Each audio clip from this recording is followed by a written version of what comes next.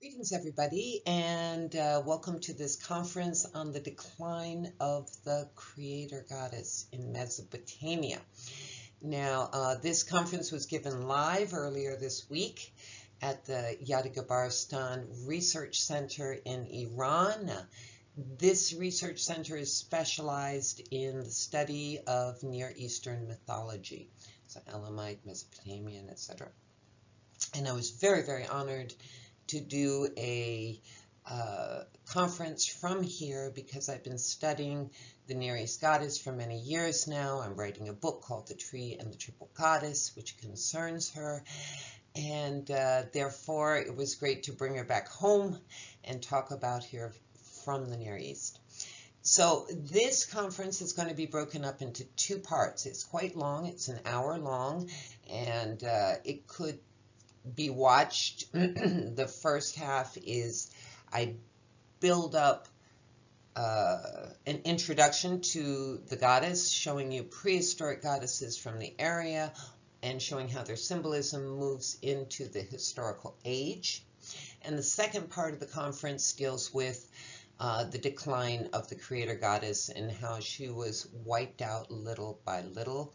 And I demonstrate this through anthropogony, which is the creation of humans, by taking a myth that is Sumerian and showing how this myth is slowly but surely changed as it goes over time and through cultures all the way down until the end of the first millennium. Okay, so let's get started. Okay, so let's take a quick look at where Mesopotamia is and who its neighbors were. And we will see that the surrounding civilizations share gods, goddesses, cultural ideas, and that they actually influence each other. So this Mesopotamia itself lies between these great big rivers, the Tigris and the Euphrates, and those rivers flow into the Persian Gulf. This area today is Iraq, and it lies between, to the east, Elam, a very old and ancient civilization that predated the Iranians, and this is today modern Iran. And on this side, Arabia, which isn't mentioned, but is also shared gods and goddesses and had strong influences. Then you have Anatolia to the north, and this is today Turkey. And here you have the Levant, a whole bunch of countries, which was Canaan, and then Egypt, which was called Kemet. Now, Egypt, for example, Kemet, for example, eventually occupied this whole area, so did Elam. Well, actually in the Iron Age, but the end of the Bronze Age. So this is not a map delineating where these cultures' borders were. This is the Fertile Crescent. And the Fertile Crescent is a term that was coined by University of Chicago Egyptologist Jane Henry Breasted. Now, it's called that because it was obviously very fertile, and it's also called the cradle of civilization. Now, this is true for the Northern Hemisphere, but of course there were other cradles of civilizations, the great Mayan civilizations, etc. So, but it is from this area that we get the invention of the wheel, we get measurements like 60 seconds in a minute or 60 minutes in an hour, and we get very sophisticated astronomy from both the Sumerians and the Elamites, their neighbors. Comparatively, the Greeks were very late in understanding astronomy. Probably by the time the Greeks got it, things have been passed down by, orally, but a lot of these tablets by then had been lost or broken, or nobody knew how to decipher or read them anymore. Whereas today we actually have that information legible. We know how to read it. So we might even know more than the Greeks as to who those ancient people were that occupied the Fertile Crescent. And so we're going to be looking at the goddesses from the prehistoric age all the way into the first millennium, which is the beginning of the Iron Age. So let's go to the next slide, and we will start. In Anatolia, in 6000 BC. Now, this is a prehistoric figurine, but keep in mind that prehistory means before we have writing. So mythical writing starts in the beginning of the 3rd millennium. And therefore, before we have writing, we can only guess what people were portraying when they made these symbols, when they made these figurines. But we can get a pretty good idea from art. We can see that this is a very strong woman. She's not a woman that is poor, because she's well fed and she looks, she looks hefty and strong. And she's sitting on a lion throne. So, lion being the ruler of the jungle is obviously a strong, important animal, and having her sit on this lion throne probably indicates that she was considered someone either regal or divine. But we don't know exactly because it's prehistoric. So when we do get into the historical age, and over 4,000, that's an enormous amount of time, over 4,000 years later, we can see in the same area in Anatolia also a symbol of a very strong woman, obviously motherly because she's got a child on her lap, and she's also sitting in a lion throne. Okay, so we can see that the symbolism has carried into the historical age, and we can now read about her. Now, I'm not a specialist by any means of Hittite mythology. It's, unlike the Sumerian mythology, which I really dived into for years, I had to refer to Britannica Academic for this description. But Britannica Academic says that this sculpture represents Araniti Hatian Urusemu. And she was the Hittite sun goddess, the principal deity and patron of the Hittite Empire and monarchy. So she's very strong. She's the head of the pantheon and represents her culture. And her consort, the weather god Taru, was second to her in importance, indicating that she probably originated in matriarchal times. So the idea of the prehistoric area being matriarchal is largely due to the abundance of goddess figures around the world. And the oldest goddess figure we have on this planet is 30,000 years old, the Horlefels goddess figurine. But now that we have writing, we also can see that indeed she held a very important part of the way that they looked at divinity in their culture. Now we're going to look at a more classical archetypal cross-cultural symbol. So this we see across different cultures, and that is of the goddess holding up her breasts. So this act of offering up her breasts reminds us that she is a mother. And mothers breastfeed, they give life. And so we can assume that she's a figurine of a mother, but because there's so many of them and none of the male, we think they're probably goddesses. And if here we arrive in Syria, this is also 7th and 6th millennium BCE, and we also see a strong figurine of a woman holding up her breasts. And in Canaan, we also find an abundance of little female figurines from the 7th millennium. Something was happening between the 6th and 7th millennium BCE, because we find a lot of abundant little statues of these goddesses. And in this case, she's holding up one breast. You can see in both statues just one breast, but that is also a classical symbol that we find throughout prehistoric figurines.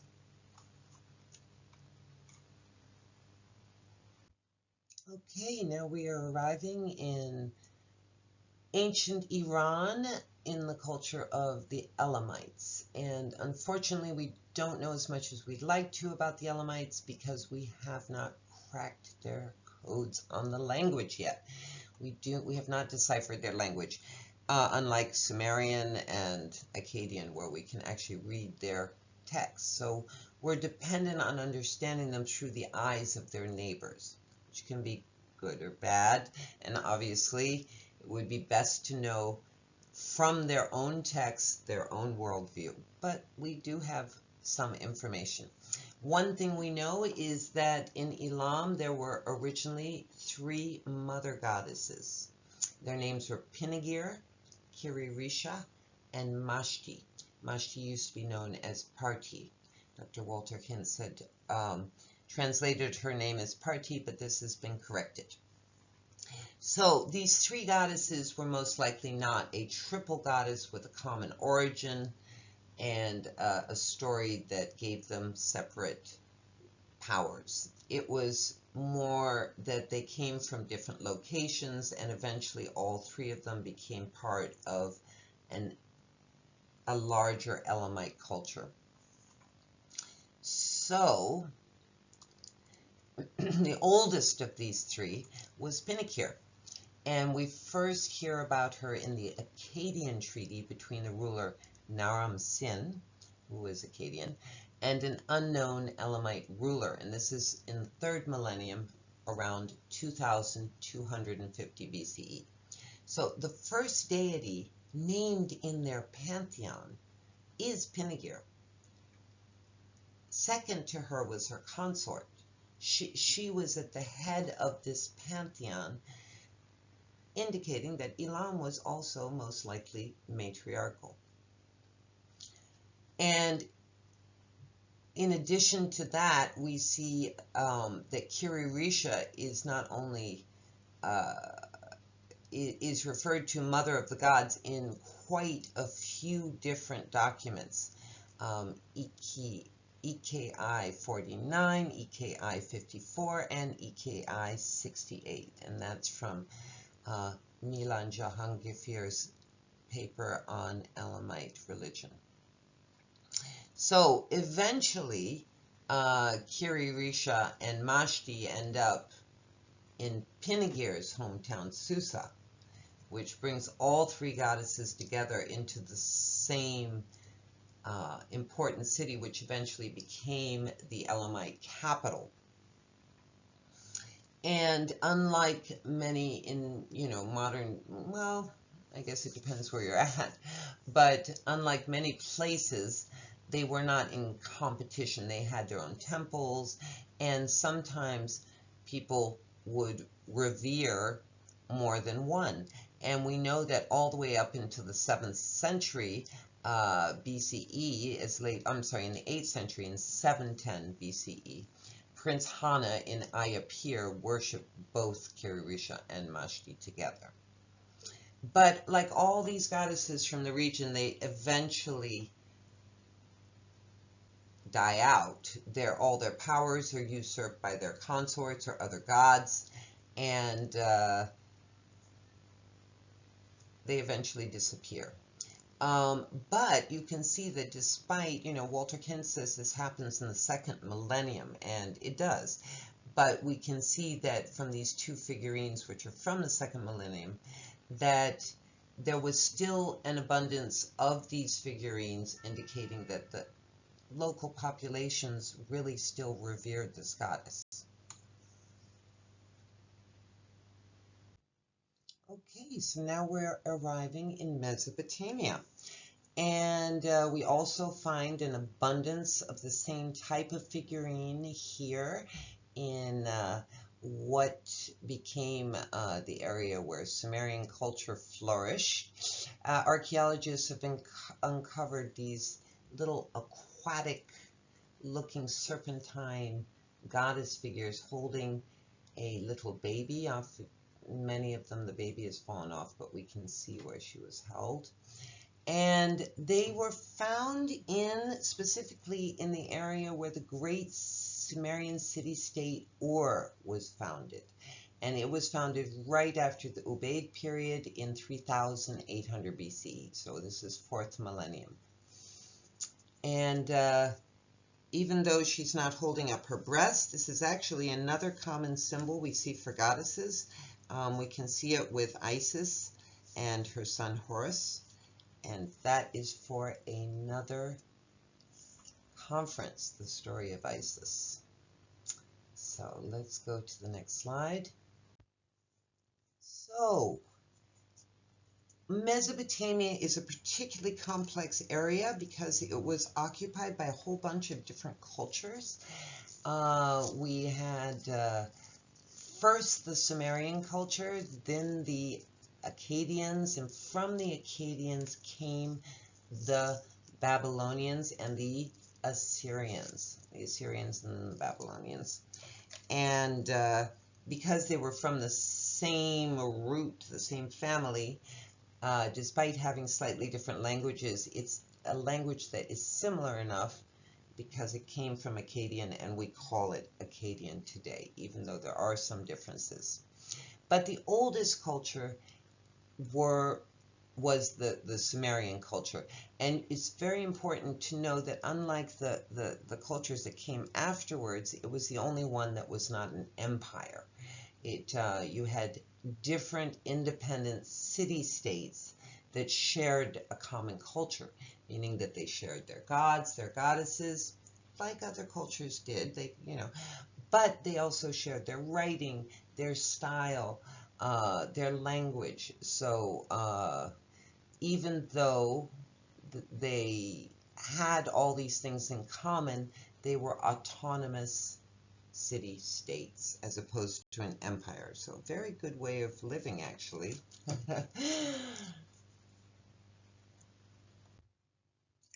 The earliest Sumerian cosmogonies come from what are called the early dynastic period.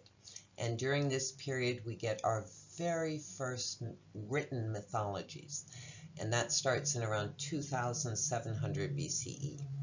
And during this time period, these very earliest mythologies, we can discover that there is an androgynous unit at the beginning of creation.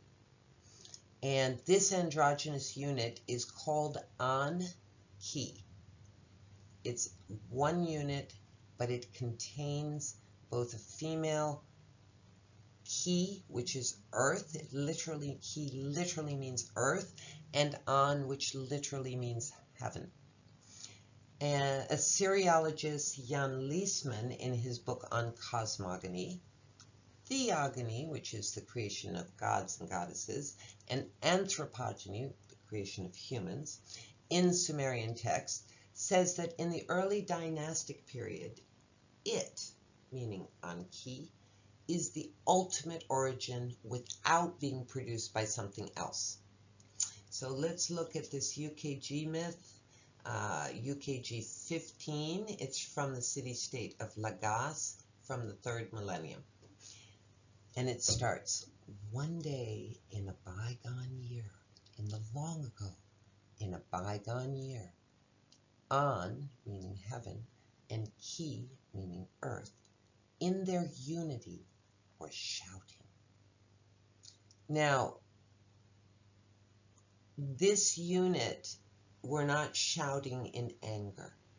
And in Jan Liesman's book, he makes an easy-to-read chart showing how the unit is either shouting, as we see here and also in the Barton cylinder, but they are shouting in pleasure because we can see in other myths that they are either lying together, as in BC 11108, or having intercourse, as in the myth Debate Between Tree and Reed.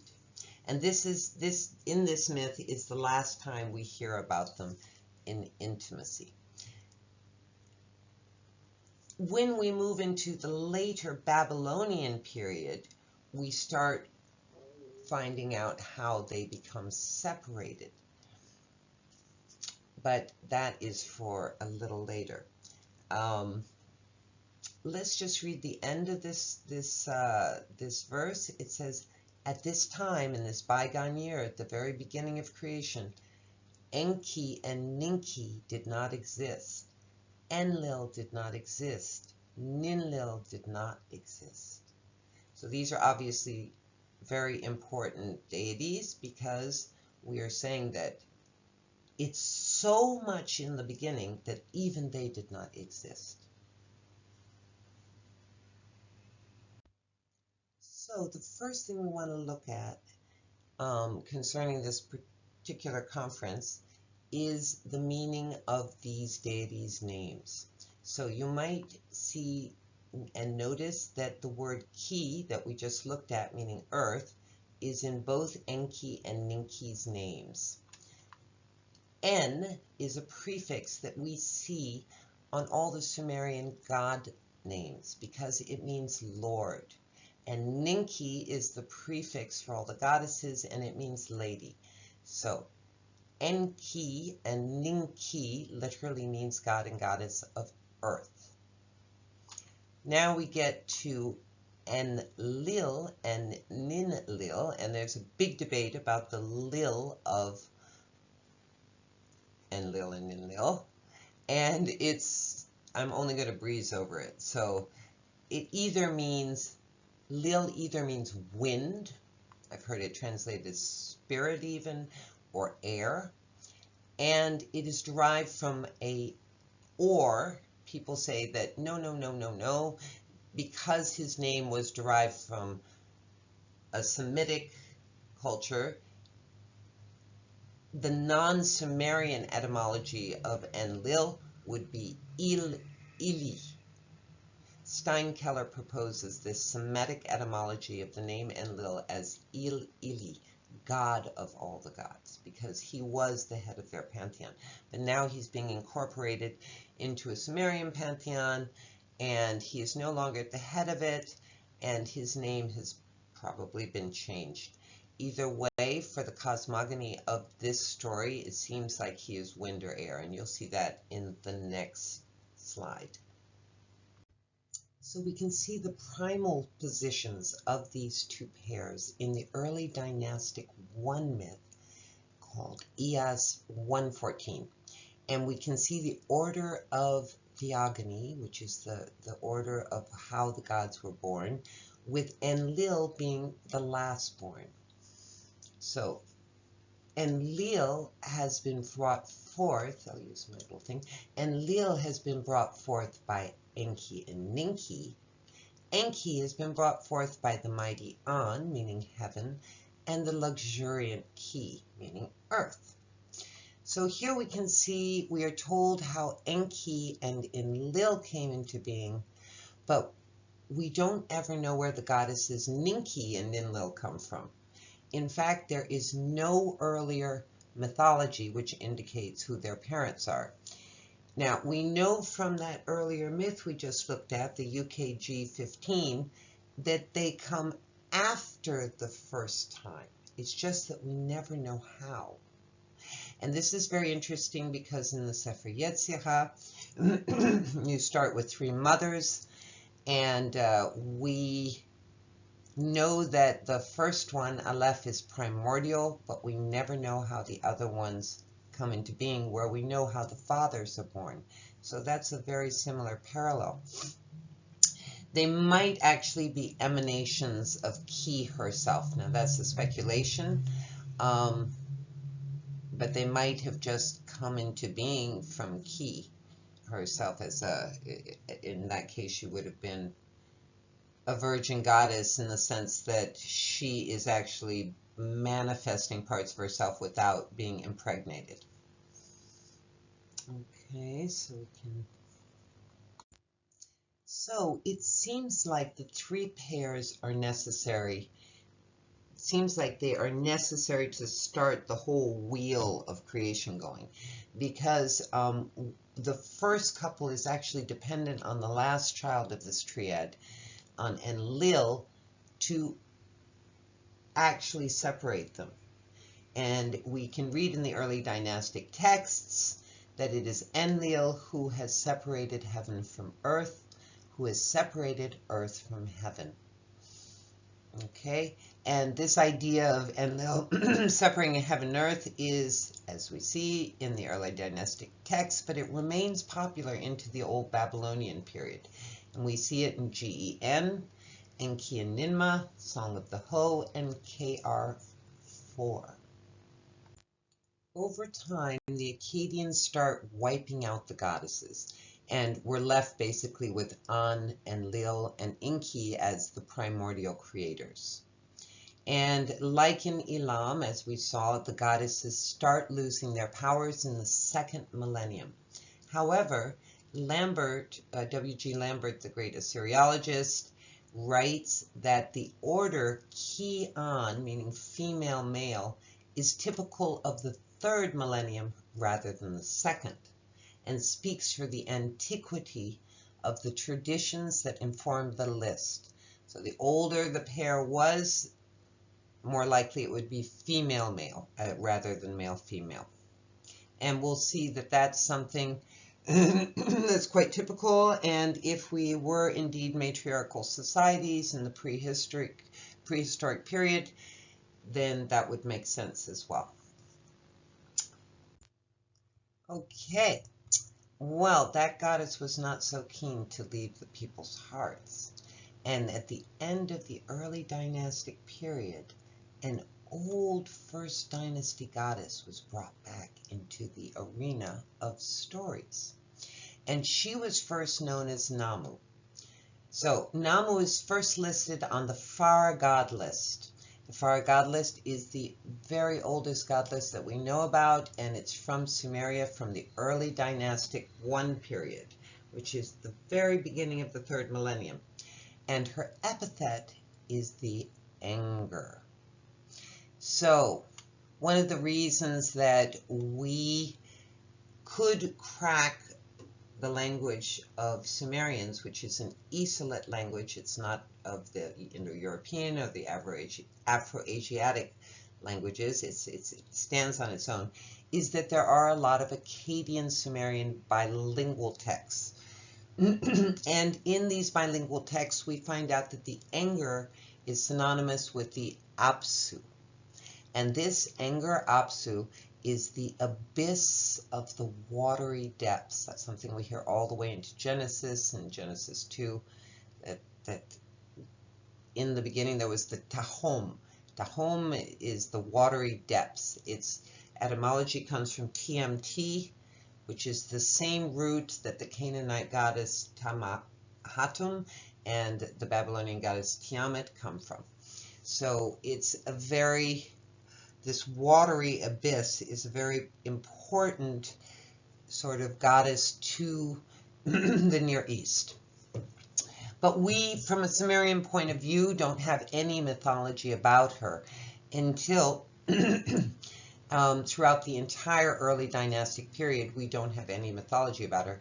But we do see right at the end that we get this first inscription saying that she has taken heaven on as her husband. And as we know, An is the part of the primordial unit with Ki, An Ki. So this is a real break from tradition when this happens. Excuse me. Anyway, so the first time we hear about their coupling is on a limestone foundation peg. This is for the Temple of Nama. And we can read on this foundation peg the following inscription. For Nama, the wife of An, Lugal Kisalsi, king of Uruk and king of Ur, the temple of Nama he built. Okay, so this new development made the primal couple watery abyss in heaven rather than earth in heaven. Okay, and like I said, in Babylonian, Canaanite, and Anatolian culture, these water depths are also deified as a goddess, and they are also consorts to heaven. So this could have been the influence which changed the Mesopotamian story. By this time, there's a lot of Akkadians that have settled in this area, and the Sumerian people are actually disappearing. They're getting integrated, and they're just disappearing. So this could have been the case It could have been an influence from the Semitic tribes. This new idea in Sumer about having the primordial couple as watery abyss rather than earth and heaven, which most likely brought Nama into that wasn't the reason. But then something completely revolutionary happened in the Old Babylonian period. And we get a completely different kind of cosmogony, where Nama, this goddess of the watery abyss, is the sole parent and mother of this original primordial unit Anki, heaven and earth. So, just to give this context, this is the 2nd millennium. This is the same time that we think Zoroastrianism is happening to the east in the Iranian peninsula and in Iran, I should say, the Persian peninsula in Iran. And so there is this idea of monotheism, or one God birthing a duality, birthing everything, in fact. And A.R. George, in his article on cosmogony in ancient Mesopotamia, explains that Nama, the parent even of sky and earth, is identified as the oldest deity of Anu's Theogony. So it's no longer that bisexual Anki, the primal unit, but one female watery abyss who births from herself the first god, heaven. And as we've seen, she takes her son, heaven, on as her spouse. Now, before everybody gets shocked about this, this is the only thing she can do. It's a logical progression because everything comes from her. So where else would she get a spouse, a consort, if it wasn't from her? So, although she's seen for a while as An's spouse, unlike Anki, who parent Enki and Enlil, well, Enki at least, and our grandparents to Enlil, there is no text saying that An and Nama parented any deities together. She is a virgin goddess, and that is what the mythology indicates, that she needs no one to impregnate her. She is the original, primal, creative energy. So concerning this Enger Apsu that she represents, anyone who's read Mesopotamian mythology knows that the heavens and earth are within the Apsu. The gods and goddesses live within the Apsu. The deep Enger is where the most intense consciousness is, apparently. We'll see that later. And we'll see in the old Babylonian myth of Enki and Ninmah that Nama instructs Ninmah, this goddess, and her son Enki to create humans from clay from the Apsu. If she is the Apsu, it means that they are creating humans from her body. She therefore, like a monotheistic god, generates creation from herself and contains what she births within herself. So she's really a seed for monotheism. Now, I'm saying a seed because despite creation starting from her and all of creation remaining within her, there is no Mesopotamian mythology which supports the idea that all gods and goddesses are features of her. You know, our parents can give birth to us, but we don't have to see ourselves as a feature of our parents. Where it is in the monotheistic Zoroastrian god, all features, all emanations, all gods and goddesses are emanations of the great god Ahura Mazda. So I want to step out of Mesopotamia just for one moment and draw your attention to the similarities seen in Arabia, where the idea of pairs of gods and goddesses representing time, space, and soul is also seen. And William Robertson Smith demonstrates the importance of this in his book Kinship and Marriage. So let's take a look. So one might give other evidence, but enough has been said to show that in old Arabian religion, god and goddesses often occurred in pairs, which not only are seen in Sumerian and Akkadian myths, Canaanite myths, in the Cosmogony, but all throughout their god lists, there are pairs of god and goddesses representing something. So this is a very, very common thing that is seen in the area, even in Arabia. So the goddess being the greater, in this case we have Nama, so that the god cannot be her Baal. In this case, Baal is, they're not talking about the god Baal, because originally this word Baal just means Lord. So the goddess is the greater so that the god cannot be her Lord. And that the goddess is often a mother without being a wife. Well, this we see with Nama also. She is a virgin mother. She didn't need anyone to impregnate her. And the god, her son. So her consort is her son. Well, yeah, because there's no one else around. If she wants a consort, she wants a god to be with her, by her side in her pair. It has to be someone she birthed, right? And that the progress of things was towards changing goddesses into gods or lowering them beneath the male deity, which is the same quote we got from Lambert when he said in Sumeria that the older the couple was, the more that you saw the female represented first before the male. So this idea that maybe everything came from the female first might have been how it started. Even in Sumeria, we might be missing things. Remember, we're getting a cosmogony where a foreign god is being incorporated, meaning Enlil. You know, there is stories before mythology was written down, so we don't know what happened before. So let's get back to the Sumerian mythology. In the Middle Babylonian An equals Anum god list, we know, as we saw, that Nama is seen now as mother of heaven and earth.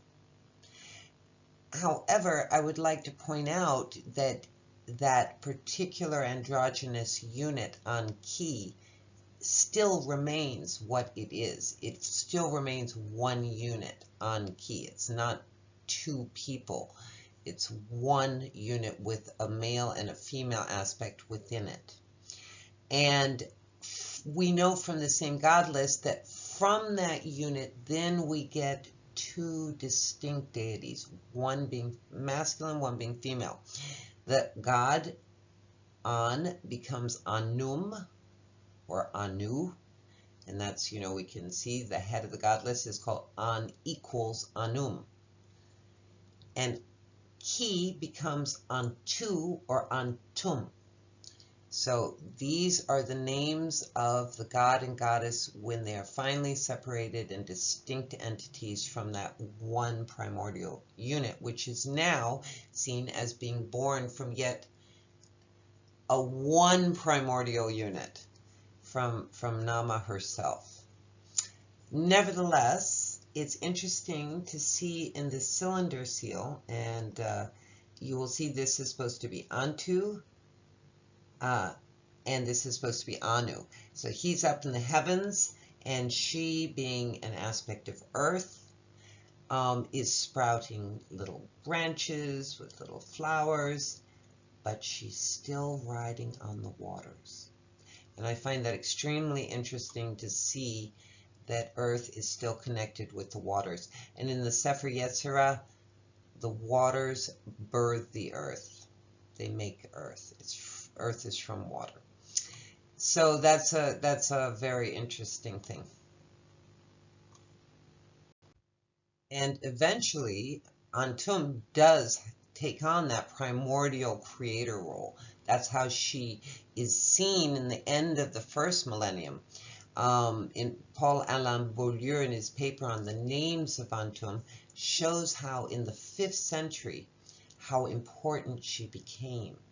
He also points out that the god An is found within her name, which he thinks makes her more powerful. He examines the MLC 1890 text from Uruk in dating to 225, and you can see that she is now named the creator of all. All's a big word there. She's mother of all the gods. She's the totality of heaven. So from her came heaven, if she is the totality of heaven herself. I mean, that's the logic of it. And she is the Lady Manifest. So these are big, huge titles. So we can see that in a way she's usurping her mother's roles, but this is what happens as we recreate divinity in the way that we need to see it. And this also brings us to the end of this first part. And I think that we can see it's clear that the creator goddess has been in Mesopotamia ever since the first mythologies. First as a balance with the god and later as a prime creator. Okay, so now let's get into the second part. So let's get into the creation of humans. So we're going to be looking at this original myth called Enki and Ninmah. It's the late Bronze, Old Babylonian period myth, but it is just written in that period. As Assyriologist Jan Liesman says, concerning Old Babylonian period Sumerian Akkadian myths, that date only refers to the time when those specific tablets were written, and not to the date when that myth was conceived. So although there might be contemporary elements, we also see early dynastic elements in these Old Babylonian myths. So I'm not going to have time to read all the corresponding myths, so I'm just going to abridge the stories in between relevant quotes. And these are all fantastic stories that I encourage you to read. And so I will, of course, leave out many important points because this conference is on the creator goddess. And so I encourage you to go back and read the whole thing. So let's start with Enki and Ninmah. So our story starts in the beginning of time when the gods and goddesses were just being born and the earth and heavens had recently been created, and all that was formed on this earth from the Euphrates and the Tigris to the mountain ranges was the labor of the minor gods. And they were not happy about all that work, and they complained. So let's go to the 12th verse of Enki and Ninmah, and we hear that Enki, the creator of all the senior gods, was asleep in the deep anger and did not hear them. So remember, the deep anger is he is asleep in the body in deep consciousness of his mother. But his mother heard him. And Nama, the primeval mother who gave birth to the senior gods, took the tears of the gods to the ones who lay sleeping, to the one who did not wake up from his bed, to her son. Are you really lying there asleep and blank, not awake? The gods, your creatures, are smashing their blank. My son, wake up from your bed. Please apply the skill deriving from your wisdom and create a substitute for the gods so that they can be freed from their toil. So first notice how Enki is no longer the son of Anki, but rather the son of Nama. And secondly, Manuel Ciccarelli in his book Enki and Ninmah tells us that this idea of people taking the place of the gods to do their work, this substitute, is an old Babylonian idea that we have not seen before. But we will continue to see it through time and culture. So there's a mix of old and new elements in this story. At the word of his mother Nama, Enki rose up from his bed. In Halankuk, his room for pondering, he slapped his thigh in annoyance. The wise and intelligent one, the prudent, blank of skills, the fashioner of the design of everything, brought to life birth goddesses, blank. My mother, the creature, meaning humans, will really come into existence. You should knead clay from the top of the Absu. The birth goddesses will nip off the clay, and you shall bring the form into existence. Let Ninma act as your assistant, and let Ninima, Chutiana, Ninmada, Ninbarag, Ninmug, blank, and Ninguna stand by as you give birth.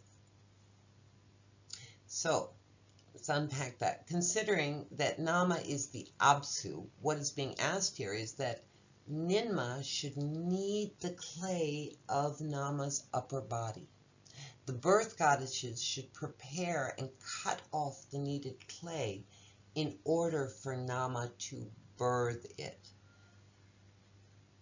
If she needs to birth it, it's still part of her. It's been cut from one part of her body so that she will be able to birth it. And this is indeed what happens in the myth. And Enki goes on to conduct the magical rituals needed, and in the end, Enki and Ninma go on to dish out the fates. But that's for another story. So let's see how the Akkadians use this myth. So the complete Akkadian version is told in the Atrahasis epic from around 1646 to 1626. It's pretty much the story of Enki and Ninma, with the goddess a little less powerful. And I'm going to be using the Stephanie Daly translation.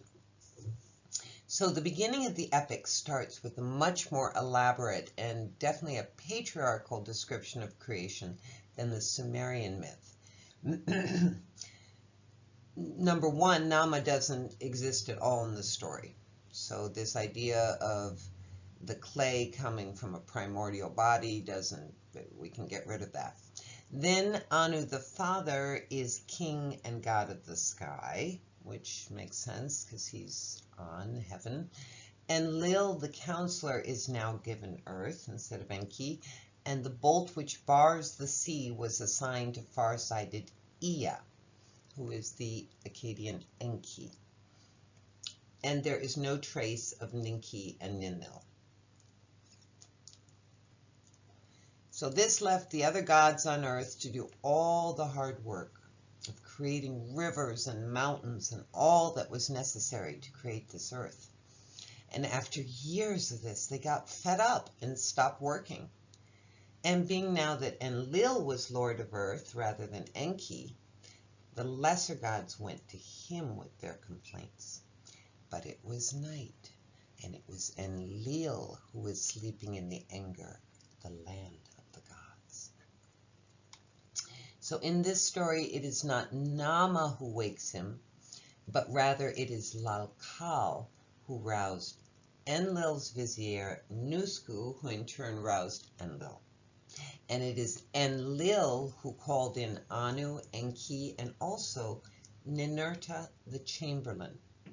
Now, just want to look at Ninurta's name. So despite it carrying the prefix Nin equals lady, goddess, this deity is now masculine. And this usurping of goddess powers is a typical scene. It is typically seen throughout this region, as we have already seen. Anyway, it is Anu who has the compassion we saw in Nama, and he speaks up for the minor gods, proclaiming that indeed their work was too hard. And eventually, Ea agrees with him. Ea, remember, is Enki. Ea agrees with him, and he tells belet-ili, who is the womb goddess. So she's the womb goddess, but we'll look at her name a little later. Okay, and he tells belet-ili that she will create the substitute. Remember in the earlier story, Nama comes up with the idea. Now it is Ea who comes up with the idea, and he tells belet-ili what she has to do. Now I'm going to quickly look at this quote from the Atrahasis epic. Belet-ili, the womb goddess, is present. Let the womb goddess create offspring, and let man bear the load of the gods. Mami, the midwife, is called in. They called up the goddess, asked the midwife of the gods, wise Mami, you are the womb goddess, creator of mankind. So note that both Mami and Belet-ili are the womb goddess. It was very confusing the first time I read this, but interestingly enough, Belet-ili shows up on the TCLXV10. That's the list that is from exactly the same period, and this is the list that first mentions a mother of heaven and earth. And Belet-ili is on this list, but she is not that primordial watery mother. We find out that Nama is, but Nama is gone from this particular story, and Belet-ili is certainly not the Apsu, neither in this story nor in the contemporary god lists. The goddess has definitely taken a step down. So to continue the myth, it is Nintu, which is yet another aspect of the womb goddess, who answers the call to make humans, and she answers in a submissive tone.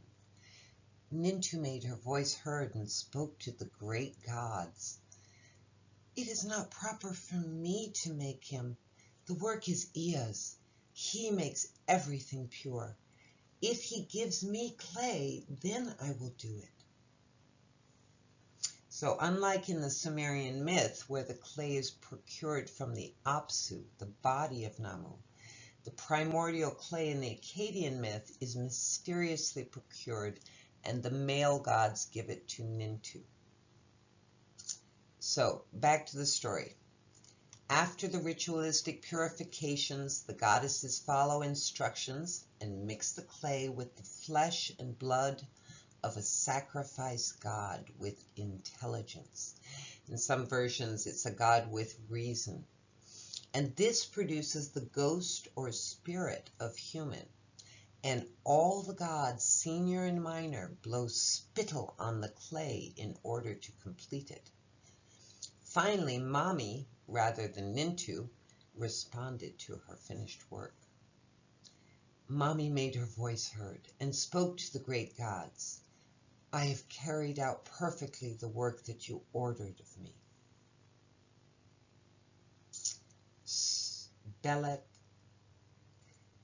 So we can see that rather than suggesting the substitute, she was ordered to do it. And the gods continue to tell her she did a great job, and Belet-ili, wise Mami, shall be honored. So the goddess named Mami is also named Mama. Mama and Mami are just different pronunciation. But her and Belet-ili, Belet-ili literally means mistress of the goddesses, or mother of the goddesses. And of course we know she's the womb goddess as well. And Mami and Belet-ili are synonymous all the way into the 6th century before Common Era, where we hear about her in this much later Assyrian hymn from the 6th century. So it goes, a song about Belet-ili I will sing. Friends, hark. Heroes, listen. This song about Mama is sweeter than honey and wine. Sweeter than honey and wine. She is the lady of the womb, and as such, she is the one who molds the creature. She is the creator of gods and man, the mother. She looks upon the king of Assyria with favor when he is still in the womb. She, creatress of everything, perfected the features of King Nabonidus. So she's pretty important there, and in a lot of ways she sounds even more important than in the Atrahasis myth. But we can also see that submission that we saw in the Atrahasis myth in this first millennium Akkadian fire incantation, which Lambert published in Fire Incantations in AFO 23. And we can hear that Ea has now taken over the midwife's role to clip the clay from the firmament of the depths. Now the firmament of the depths is the watery abyss, but here it is not. We have no relationship between that firmament and a goddess. So let's look at it. This is just a little snippet out of the whole fire incantation. Belet-ili went before Ea the king. O Ea, humankind was created by your spell. Second, you pinched off their clay from the firmament of the depths. So even he has taken on the role, Ea has taken on the role of pinching the clay from the firmament, which was originally the job of the 7 birthing goddesses. And of course, as I said, the firmament is no longer deified as Namu. Okay, so on to Babylon, where we see their anthropogony in the great epic, the Enuma Elish. Now, the oldest copy of this text dates to the 7th century before Common Era and can be found in the Archaeological Library of Ashurbanipal. However, the composition of the text most likely dates to the end of the 2nd millennium.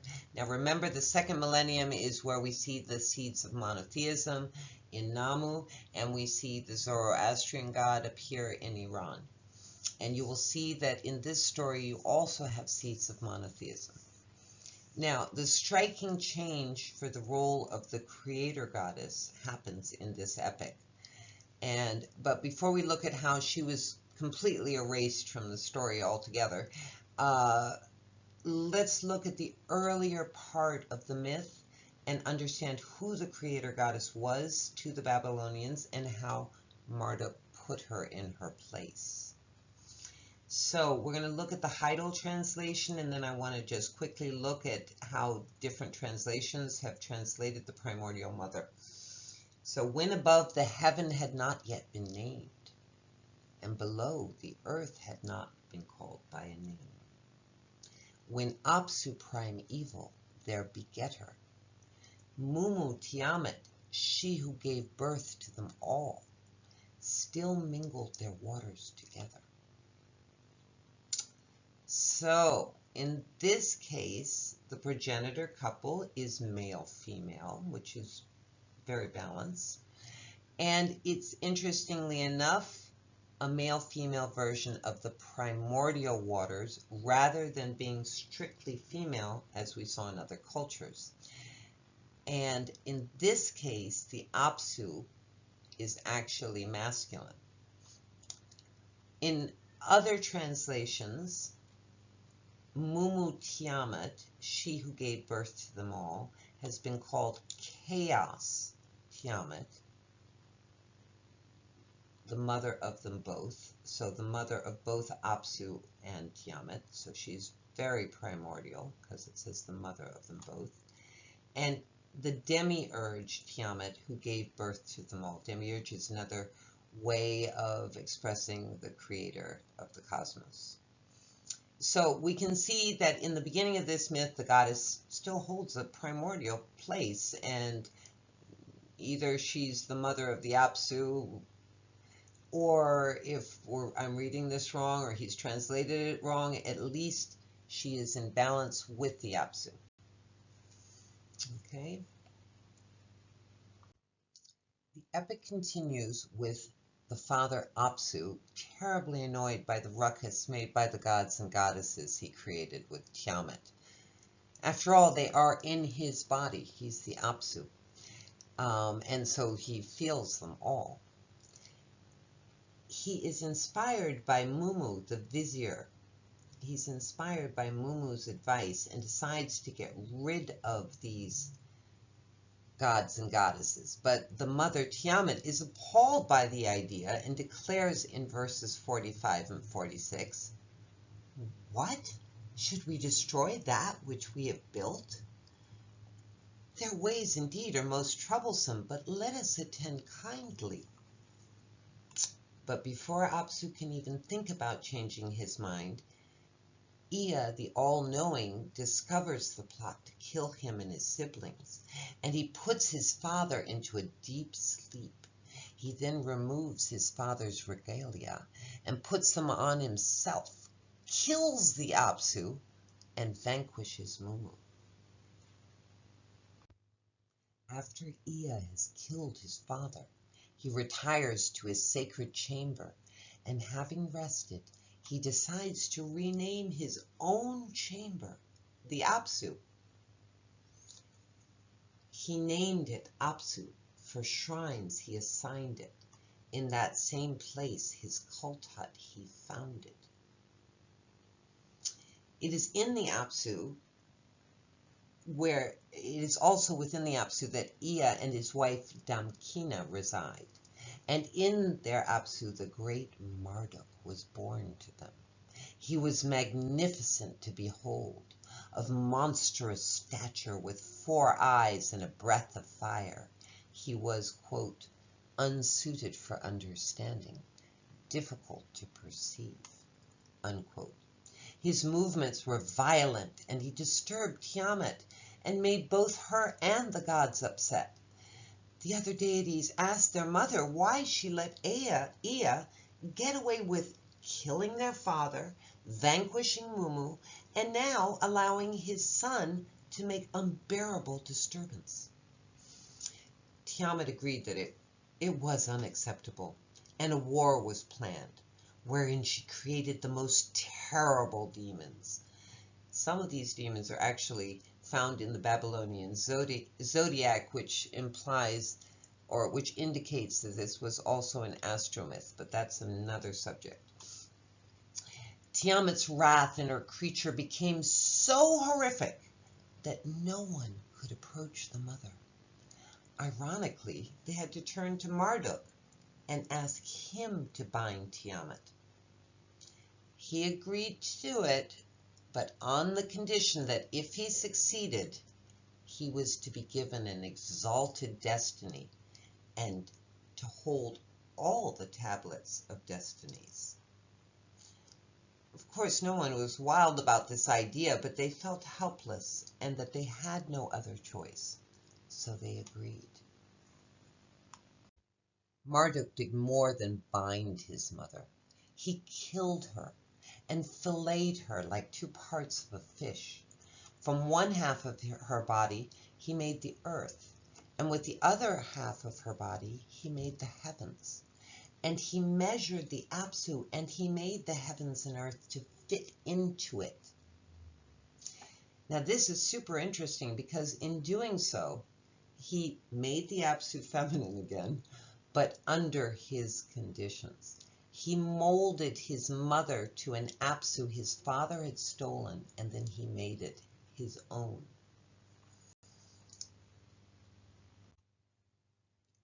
By the end of the epic, Marduk had completely usurped the creator role, and he was filled with hate for his mother. I don't know where the hate comes from. It's almost like probably there's some political, they're trying to take over an area where the mother is too strong. It's so negative and so violent. And you can see this in the last verses where he claims to be the creator of heaven and earth. Let him bind Tiamat and put her life in mortal danger, to generations yet unborn, to distant future days. May he, Marduk, continue unchecked. May he persist into eternity, since he created the heavens and fashioned the earth. And while he was at this, he also usurped the power of all the other 50 Gigi gods, and he had Anu bring him a throne mighty even on godly standards. And we hear in verses 96 and 97, they exalted the destiny of Marduk and did obeisance. They invoked a curse on themselves. And the myth continues with Ea and Enlil gladly just giving him their names, their titles, and their powers. And so that by the time we get to line 140, we hear Ea saying, let him, meaning Marduk, let him like me be called Ea. Let him control the sum of all my rights. Let him administer all my decrees. Marduk even went on to self-proclaim that he was Marduk, the Enlil of the gods. He even went on to say that he had created the Igigi. So basically, he usurped all these gods' powers. We don't even hear about the goddess in this story, except in the very beginning before she's killed. But he just went and he usurped all their powers and not only took over the role of primal creator, he is actually attempting a form of monotheism by saying all your attributes are actually a reflection of me. Because Ea and Lil, everybody has given him their powers. The second millennium was that moment. Okay, so now that we have an idea about who this Marduk is and how he hated and killed his mother, you are right if you are assuming that she does not show up anywhere in the creation of humans. In fact, by the time the Babylonians get a hold of the Enuma and Enki story, there are 0 goddesses involved at all. And we can read in Tablet 4, after a lengthy speech of the gods praising Marduk, that as Marduk hears the words of the gods, his heart prompts him to create ingenious things. He conveys his ideas to Ea, imparting the plan which he had conceived in his heart. Blood will I form and cause bone to be. Then I will set up Lulu. Man shall be his name. Yes, I will create Lulu, man. Upon him shall the services of the gods be imposed so that they may be at rest. So, notice how the clay is missing from this story. Instead, it is the blood and the bone that we saw in the Atrahasis myth, that earlier myth. And even though the Atrahasis myth also used clay, they used clay, bone, and blood. And also notice that it is Ea alone who makes humans. There's no more assistance. And that it's because Marduk initially has the idea. And it's not because the gods complained, but because they told him how great he was, and he wanted to reward them by relieving them of all their work. So, like the Akkadian Atrahasis, a god is sacrificed to give the spirit of humans. However, unlike the god who offered himself in the Atrahasis, this one is punished. And we can hear this in Marduk's speech. Who was it that created the strife and caused Tiamat to revolt and prepare for battle? Let him who created the strife be delivered up. I will make him bear his punishment. Be ye at rest. The Igigi, the great gods, answered him. The king of the gods of heaven and earth, the counselor of the gods, their lord. Kingu it was who created the strife and caused Tiamat to revolt and prepare for battle. So they bound him and held him before Ea. Punishment they inflicted upon him by cutting his blood. With his blood they created mankind. So the punished god, an unknown concept in the original myth, is now the reason we have spirit. Last but not least, the Abrahamic Theogony adapts the story. And in the Quran, we can see that there are remnants from these old stories. In Surah 96, we see the Babylonian story of man made from blood is used. Proclaim in the name of thy Lord and Cherisher, who created man out of a mere clot of congealed blood. We also hear that he made man from water directly. It is He who has created man from water. And God has created every living creature from water. Lastly, we read that man was made from clay or dust, reminding us of the Sumerian and Akkadian stories, the earlier Akkadian stories. We created man from sounding clay, from mud molded into shape. Or, in Surah 30:20, amongst his signs is this, that he created you from dust. And we can find these old Mesopotamian stories also in Genesis of the Torah, the Old Testament, when we can read, and the Lord God formed man of the dust of the ground and breathed into his nostrils the breath of life, and man became a living soul. So, of course, you have the dust, the dirt, the clay, which goes back to the clay. And then you have, if you recall, in the Atrahasis myth, the gods had to blow on the clay to give it life. And so you have that element as well from the old Mesopotamian tales. So that brings us to the end of our second part. And in conclusion, we can see that in the act of creating humans, the story in one localized area is able to morph and change over time and culture. So we see that slowly but surely the goddess becomes effaced, she disappears, the midwives become effaced, and by the time we get to the Babylonian period, there are 0 goddesses involved at all in the creation of humans. And last but not least, the clay itself, which was once from the great primordial goddess, it's from her body. She is the Apsu. So the clay is from the Apsu. It has deep meaning. It means that she actually births it. The creation comes from her. It has meaning. And at the end of these stories, from the Babylonian period on to the Abrahamic period, we see that it's just clay or dirt. Anyway, that brings us to also the end of this whole conference.